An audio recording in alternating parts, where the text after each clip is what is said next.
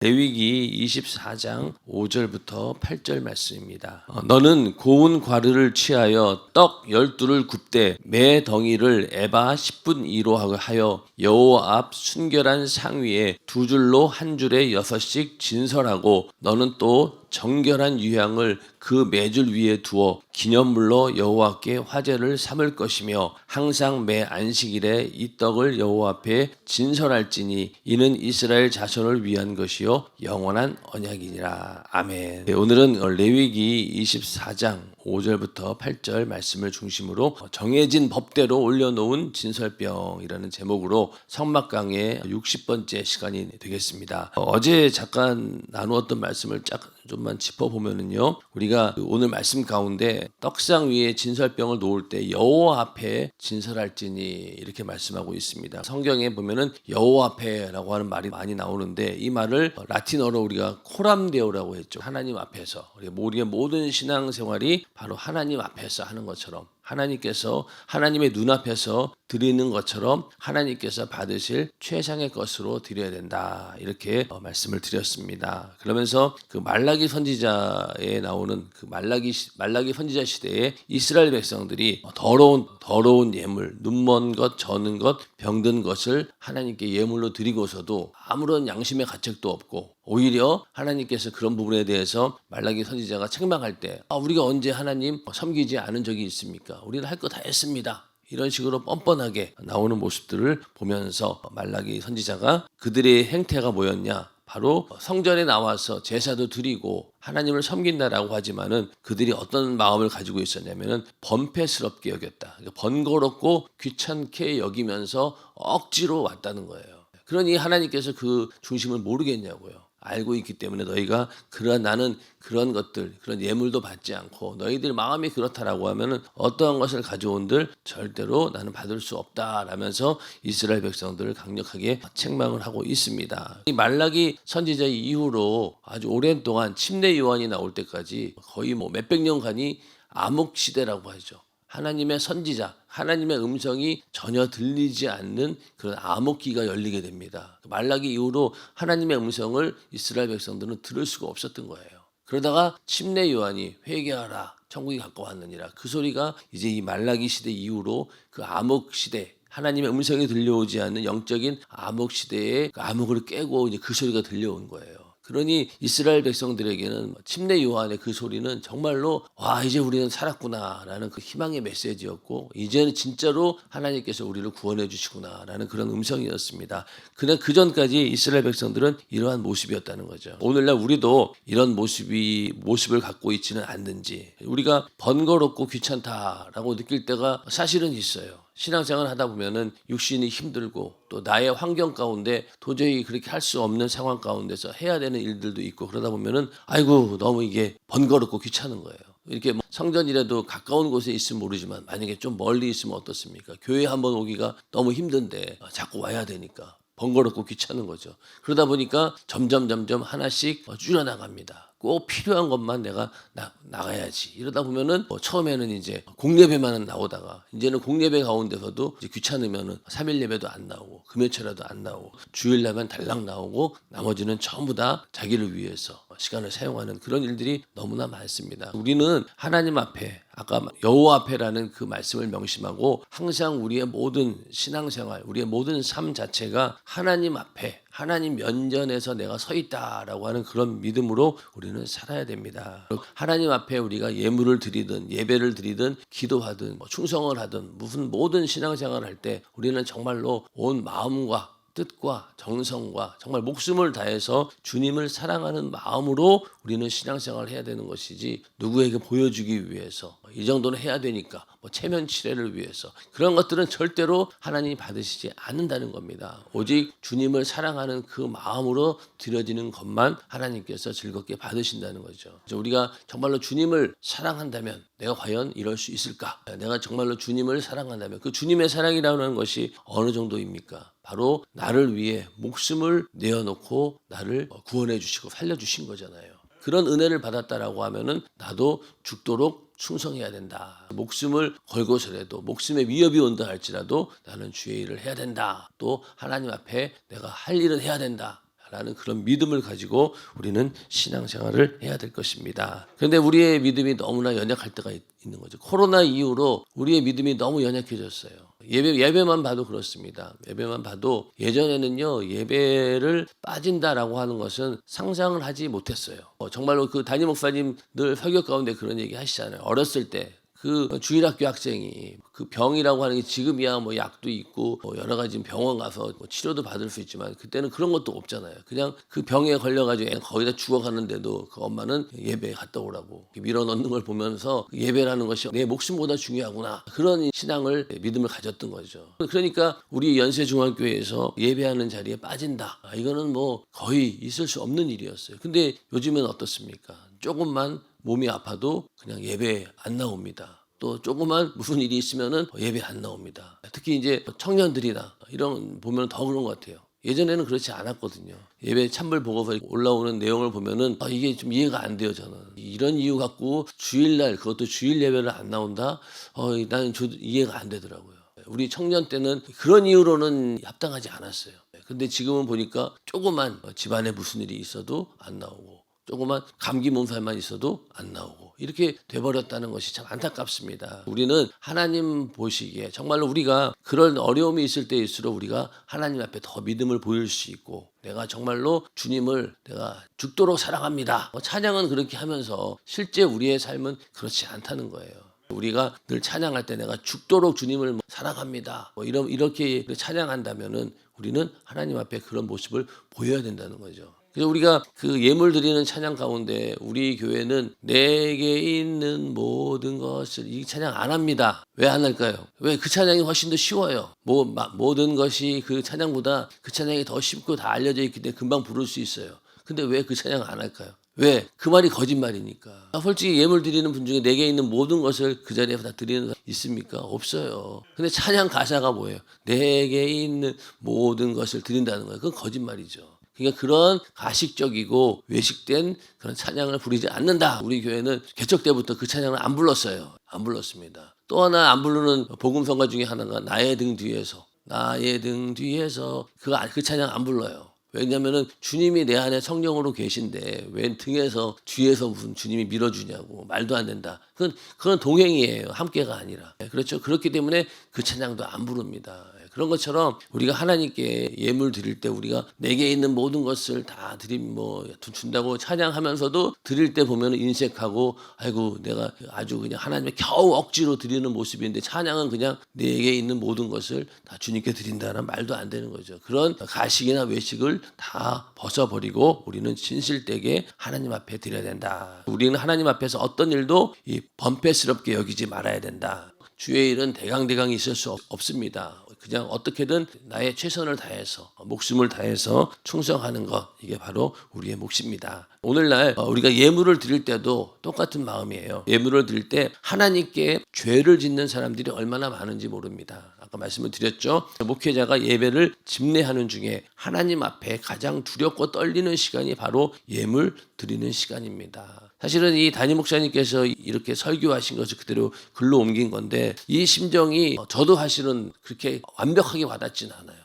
얼마나 하나님과의 관계를 중요시했으면 성도들이 예물 드리는 시간을 굉장히 두렵고 떨리는 시간으로 느껴진다는 거예요. 혹시 성도 중 누군가가 구약에서 말한 눈먼 것, 병든 것, 토색한 것, 다시 말해 하나님께 드리기 합당치 못한 예물을 드리지 않는지 걱정이 되기 때문입니다. 성도들이 다 마음이 하나가 되어서 하나님께 정말로 온전한 예물을 드려야 되는데, 그렇지 않다라고 하면은 그렇게 드리는 성도가 가장 불쌍한 것이고, 또 그런 성도들이 많으면 많을수록 하나님께서는 그 예배를 받지 않으시고 교회 전체에 아간과 같은 그런 일이 벌어질 수 있기 때문에 걱정이 된다는 거예요. 그러나 가장 먼저는 그렇게 드리는 그 성도의 영혼이 참 불쌍하다는 거죠. 어차피 드릴 예물 정말로 하나님께 온전히 드릴 것이지. 그러니까 예물이 돈이 많고 적음 이걸 떠나서 하나님께 드려지는 그 마음 자체를 말하는 겁니다. 억지로 와가지고 그냥 눈먼 것, 병든 것 이런 것들을 하나님께 드린다라고 했을 때 오히려 이것이 하나님과 막히는 그런 일이 생긴다는 거예요. 설교할 때마다 하나님 앞에 예물을 드리는 바른 자세를 강조하는 것도 혹시라도 성도가 하나님께 잘못된 예물을 드리지 않게 하기 위함입니다. 하나님께 드리는 예물을 마치 부잣집 문턱에서 동냥하는 거지에게 하듯 쓰다 남은 부스러기 돈으로 성의 없이 드려서는 절대 안 됩니다. 하나님께는 마음에 정한 예물, 상처 나지 않은 예물, 진실한 예물을 드려야 합니다. 자, 어제 말씀을 드렸듯이 이렇게 헌금 바구니가 오는데 헌금 준비를 안 한 거예요. 그러니까 지갑을 딱 열었는데 1,000원짜리가 없어요. 딱 보니까 10,000원짜리도 없네. 50,000원짜리를 꺼내서 넣을 수밖에 없는 그런 상황이에요. 그러니까 거기에서 넣고 나서도 나중에 와서 아이고 내가 1,000원짜리 준비했어야 되는 건데 내가 왜 그랬는고 이러면서 후회하는 그런 모습들이 바로 하나님 보시기에 눈먼 것, 병든 것 이런 거 드리는 거 똑같다는 거죠. 우리는 그런 마음을 아예 잠재우기 위해서 사전에 준비하라는 거죠. 주정헌금 예를 말씀을 드렸죠. 우리 교회가 주정헌금을 하는 것은 이렇게 정한 예물을 드려서 사전에 그런 죄를 방지하는 겁니다. 그러니까 1년 내내 똑같은 마음으로 하나님께 드리는 거예요. 주정헌금이 바로 그런 의미가 있어요. 그러니까 우리가 주정헌금을 작정할 때 정말로 내가 기도하고 성령의 감동을 받아서 작정을 딱 했습니다. 그렇게 된다라고 하면은 그 감사의 절정, 하나님께 올려드리는 어떤 내 최고의 그런 표현, 그 절정을 어떻게 하는 거예요? 1년 내내 매주마다 이어가는 거잖아요.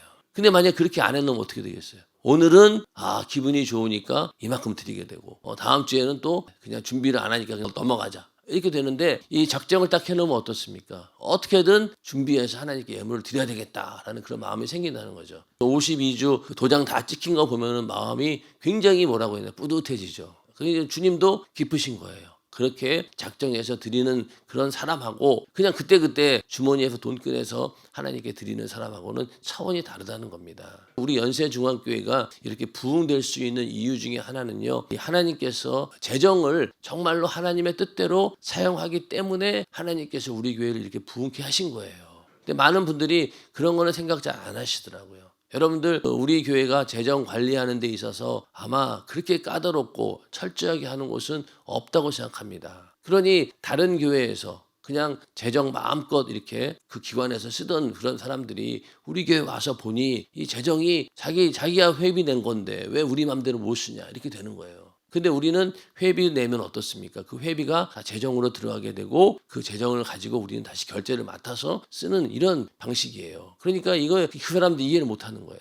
그러나 그렇게 철저하게 관리를 해야지만이 그 돈이 허튼 데 쓰여지지 않는 겁니다. 우리가 여러분들이 내는 헌금이 어떤 거예요? 우리의 목숨, 우리의 노동값이면은 내가 땀 흘려 번 돈이고 나의 목숨을 투자해서 번 돈이잖아요. 그걸 성도들은 하나님께 드린 겁니다. 그러면은 그 돈을 우리가 쓸 때 그 성도들의 목숨값인 거예요. 그러니 그 헌금을 함부로 쓸 수 없는 거죠. 그러니까 그렇게 철저하게 관리하는 것이 맞습니다.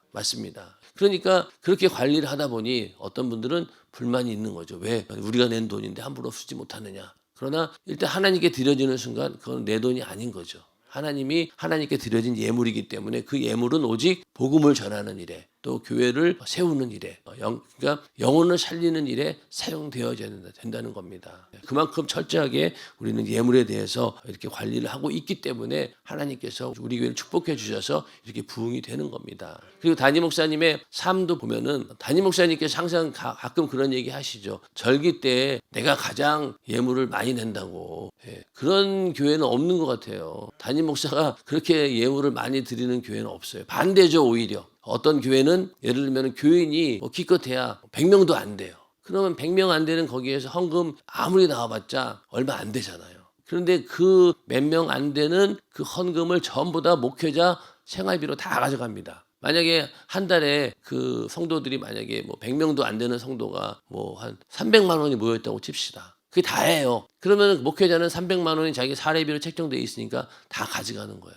그게 올바른 행동일까요? 저 같으면 못할 것 같아요. 양심상. 안 받으면 안 받았지. 담임 목사님께서는 지금까지 그렇게 해오신 거예요. 교회가 크건 적건 간에 개척 때부터 생활비를 안 받으신다는 이거는 바로 그런 겁니다. 그런 목사들도 있는데 절기 때마다 또 아마 매주마다 목사님이 드리는 그 예물의 내용을 저는 정확히는 모르지만은 아마 우리의 상상을 초월해요. 그만큼 하나님께 기쁜 마음으로 드린다는 거예요. 그리고 절기 때는 그 많은 성도들 중에서 내가 제일 많이 냈다라고 하는 것을 끝나고 보시니까 알겠죠. 누가 제일 많이 냈나. 그러면서 아마 담임 목사님께서는 그런 것도 막 어떤 영적인 그 경쟁 의식을 갖고 계셔요. 내가 그래도 최고의 예물을 이번에 드려야 된다. 그런 믿음을 갖고 있다 보니까 누가 많이 드렸나 보면서 내가 이번에도 최고로 많이 드렸구나. 이런 목회자는 사실은 없습니다. 제가 본 바는 그런 목회자는 없어요. 오히려 어떻게든 더 많이 챙겨가려고 하고 그런 목회자들은 봤어도 그렇게 목회자가 예물을 많이 드리는 그런 교회는 없을 거예요. 그런 거 봤을 때 얼마나 하나님을 향한 이 예물 드리는 것이 중요하다는 것을 알 수 있죠. 그게 바로 우리 연세중앙교회의 부흥의 아주 중요한 비결 중에 하나입니다. 보이지 않죠. 보이지 않아요. 우리가 예물 드릴 때 그런 마음을 가지고 진실된 예물을 드려야 된다. 하나님께서 지으신 만물로 먹고 마시고 입고 살며 하나님의 아들 예수 그리스도께서 나를 위하여 십자가에 못 박혀 피 흘리셨고 그 피의 공로로 죄사함 받고 구원받아 천국을 유업으로 받았으니 영육간에 내게 주신 은혜에 사무치는 감사가 담긴 예물 즉 감사의 수레에 싣고 감사의 쟁반에 바친 예물만을 들고 하나님께 나가야 합니다. 그러니까 우리가 받은 은혜에 생각하면은 정말로 감사가 담긴 예물, 사무치는 감사, 그리고 감사의 수레에다가 싣고 또 감사의 쟁반에다가 담는 예물, 이걸 하나님은 받으신다는 거예요. 그렇게 하나님께 드려야 된다는 겁니다. 만약 예물을 잘못 드려서 하나님과 사이가 막힌다면 그것보다 더 두려운 일은 없습니다. 하나님과 관계에서 털끝만큼도 막히지 않고 뻥 뚫려야 하나님께서 주시려는 영육간의 복을 제한 없이 받아 누릴 수 있습니다. 교회도 아까 말씀드린 것처럼 하나님과 관계가 열려야지만이 하나님이 복을 주시고 그 교회가 부흥되는 것처럼 개개인 우리들도 하나님과의 관계 속에서 물질로 인해서 막혀서는 안 된다는 거예요. 물질을 드릴 때 우리가 인색함으로 드리고 막 뺏기는 것처럼 드리고 하나님 관계가 막힌다는 거예요. 우리는 항상 하나님께 예물을 드릴 때 이렇게 막히지 말아야 된다는 겁니다. 막히지 말아야 돼요. 그렇다고 해서 내지 말라는 게 아니에요. 내는 게 무조건 좋습니다. 왜? 그만큼 나의 하나의 감사의 표현이 있고 내 목숨이 들어있는 건데 목숨값이라고 했잖아요. 그러니까 내가 예물을 드린다라고 하는 것은 내 목숨값을 하나님께 드리는 거예요. 그렇죠? 한 달 내내 만약에 우리가 일해서 번 노동값 그 돈을 하나님께 만약에 다 바친다 그러면은 한 달에 나의 모든 걸 드리는 거예요. 그렇지 않습니까? 그렇기 때문에 예물을 통해서 하나님을 우리는 기쁘시게 할 수 있고 마음껏 섬길 수가 있는 것이죠. 그런데 그렇게 예물을 드리는데 그 가운데 우리 마음 가운데 그런 마음이 없다라고 하면은 이렇게 하나님과 막힐 수 있다는 거예요. 그러면 복을 받지 못하고 오히려 하나님과 막히면 어떻게 되겠습니까? 불행해지는 거죠. 그러니까 안 된다는 거예요. 항상 우리 안에는 사무치는 감사가 담긴 예물, 감사의 수레에 싣고 감사의 쟁반에 바친 예물만을 하나님께 드려야 된다는 겁니다. 하나님께 인색하지 않은 그런 사람들이 하나님께서 늘 복을 주십니다. 하나님께 인색하지 않는 그런 예물로 하나님을 기쁘시게 하는 우리 모두가 되기를 주님의 이름으로 축원합니다. 자, 그러기에 예수께서도 만약 사람과 관계에 불목한 것이 있으면 예물을 드리기 전에 가서 화해하라고 가르쳐 주셨습니다. 그러므로 예물을 제단에 드리다가 거기서 내 형제에게 원망 들을 만한 일이 있는 줄 생각나거든 예물을 제단 앞에 두고 먼저 가서 형제와 화목하고 그 후에 와서 예물을 드리라. 이렇게 말씀하고 있습니다. 예물을 드리려고 했는데 이거 뭔가 막힌 게 있어요. 그러면 그거를 일단 풀고 하나님께 예물을 드려야 된다는 겁니다. 그만큼 예물 드리는 일이 굉장히 세심하게 우리가 신경을 써야 된다. 그리고 정말 하나님의 심기를 잘못 건드리면 안 된다라는 그런 마음으로 우리가 예물을 준비하고 드려야 된다는 겁니다. 이런 것들을 그냥 간과하고 그냥 뭐 있는 그냥 드리면 되는 거지. 뭐 형편 따라 드리면 되는 거지. 그렇지만은 그렇지 않아요. 어떤 사람들은 그 형편에 상관없이 내가 하나님께 드리고 싶은 마음이 생기면은 그냥 어떻게든 드립니다. 그런 것을 하나님은 굉장히 기뻐 받으신다는 거죠. 이런 하나님과 관계를 잘 생각하면서 우리가 하나님께 예물을 드리는 것입니다. 세리장이던 삭개오도 예수를 자신의 집에 모시기 전에 이렇게 말했습니다. 주여 보시옵소서 내 소유의 절반을 가난한 자들에게 주겠사오며 만일 네 것을 토색한 일이 있으면 4배나 갚겠나이다. 혹시 죄가 있어 그 죄 때문에 구원주 예수 그리스도를 자기 집에 모시는 일에 가로막히지 않을까 염려해서 한 말입니다. 자, 삭개오 입장에서도 사실은 삭개오가 그렇게 세리장이라고 하는 그런 일을 하고 있기 때문에 이스라엘 백성들로 하여금 매국노다 그렇게 막 인간 이하의 취급을 받은 건 사실이에요. 그러나 삭개오가 예수님 앞에 이런 얘기를 한 거 보면은 그 삶이 그렇게 남을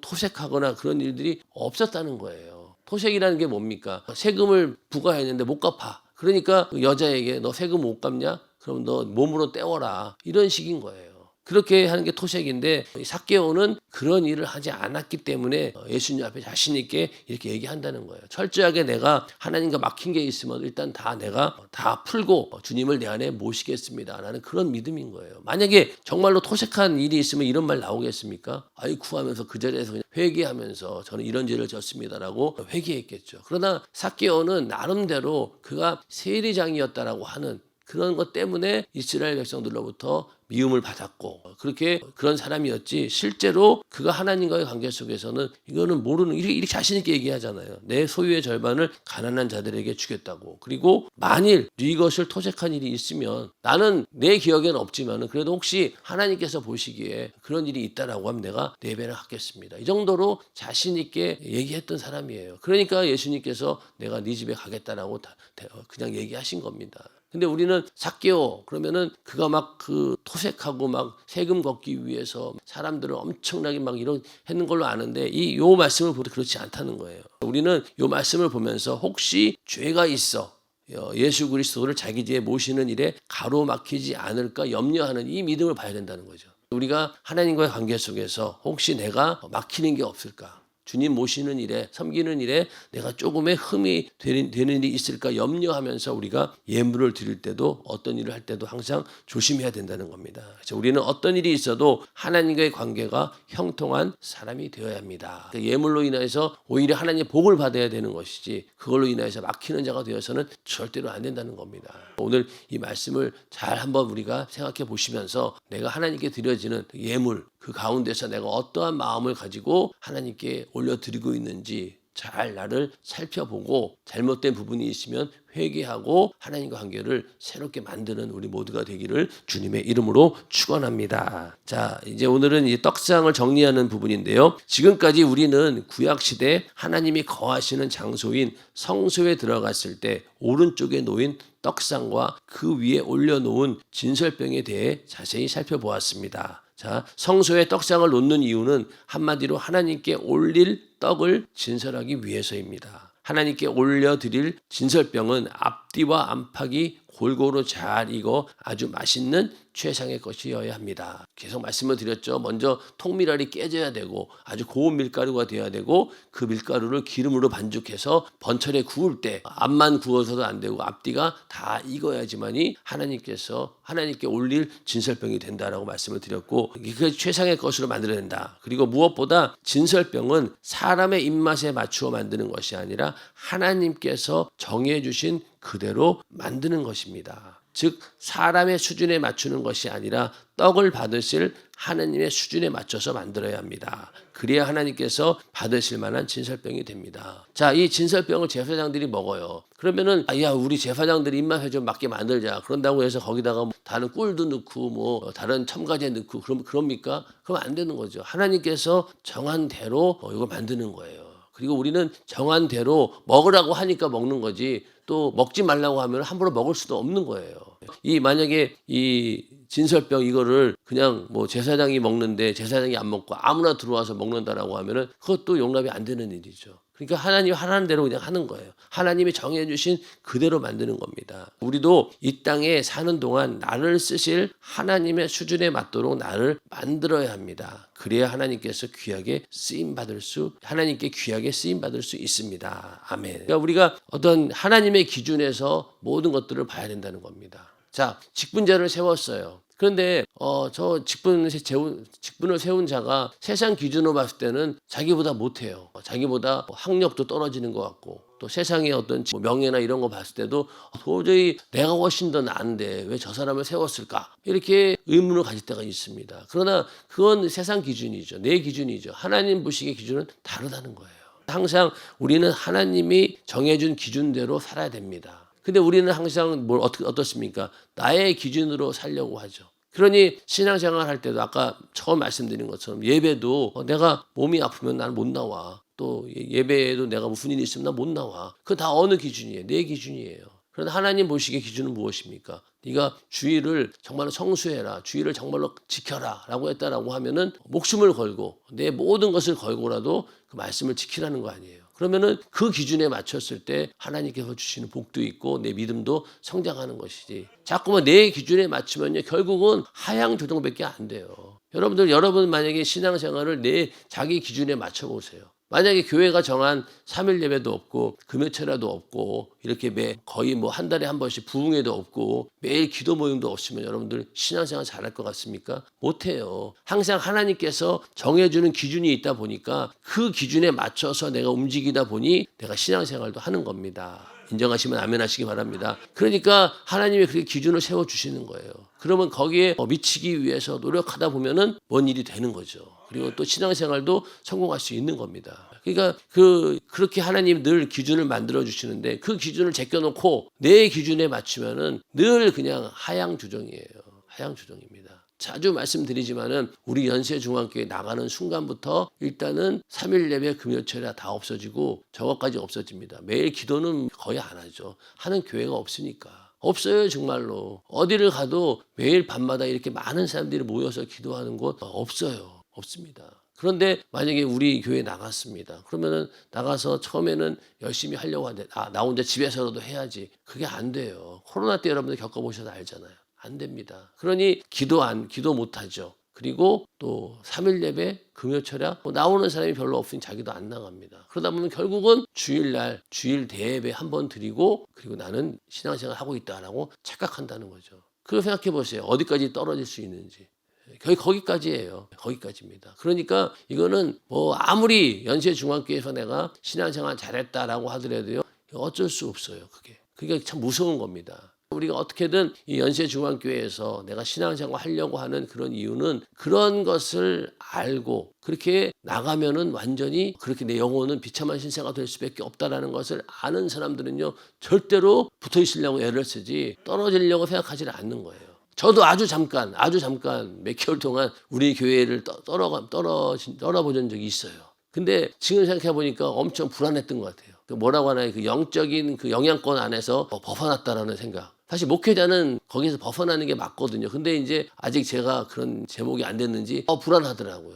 뭔가 이 큰 어떤 영적인 영향력권에서 벗어난 것 같은. 아니나 다를까요? 맞아요. 똑같아요. 그 교회는 우리처럼 그렇게 신앙생활 안 하거든요. 그러니까 결국은 목회자라 할지라도 그럴 수밖에 없는 겁니다. 그러면 주일날 물건 사는 거 그냥 예사로운 일이 돼버리고 그냥 주일날 성도들하고 같이 어울려서 식당 가서 밥 먹고 그런 거 목회자들이 잘못이라고 생각합니까? 아니죠. 그냥 당연한 거로 생각하죠. 그런 식으로 점점 무너지다 보면은 결국은 아무것도 남는 게 없고 예전에 그래 한때 나는 뜨겁게 신앙생활 한 적이 있어라는 정도밖에는 남지 않고 다 무너져 버린다는 거예요. 우리는 항상 하나님께서 정해주신 그대로 우리는 신앙생활을 거기에 맞춰서 해야 되는 것입니다. 아멘. 거기에 대해서 절대로 우리가 부담을 느껴서는 안 되는 거예요. 부담을 느낀다라고 할 때 우리는 뭘 해야 되느냐? 기도해서 성령 충만함으로 그런 마음이 없도록 나를 만들어야 돼요. 그러면 돼요. 부담 안 느낀다는 게 사실은 거짓말이죠. 인간의 육신을 입고 있는 한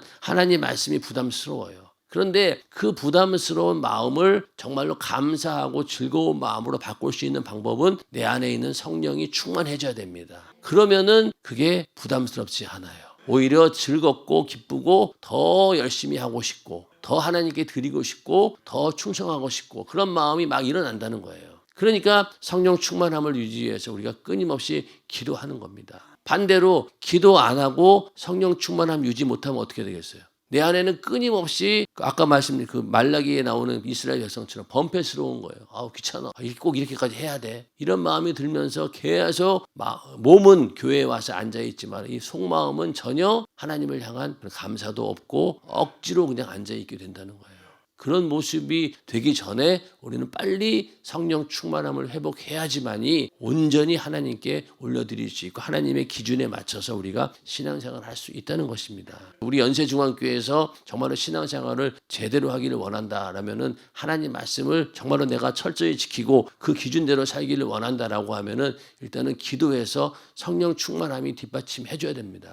율법과 복음의 조화 얘기할 때도 결론이 다 뭐였습니까? 성령의 역사를 가지고 육신의 소욕을 눌러서 성령의 역사가 더 충만할 때 우리는 율법의 요구를 이룰 수 있고 하나님 말씀을 완벽하게 지킬 수 있는 거지 그거 없이는 절대로 안 된다는 거예요. 우리가 하나님의 기준에 맞춰서 살기 위해서는 성령이 충만해야 된다. 그러기 위해서는 기도해야 된다. 우리 연세중앙교회가 지금 하라는 대로 그렇게만 잘 하면은 우리는 절대로 실패가 없는 것입니다.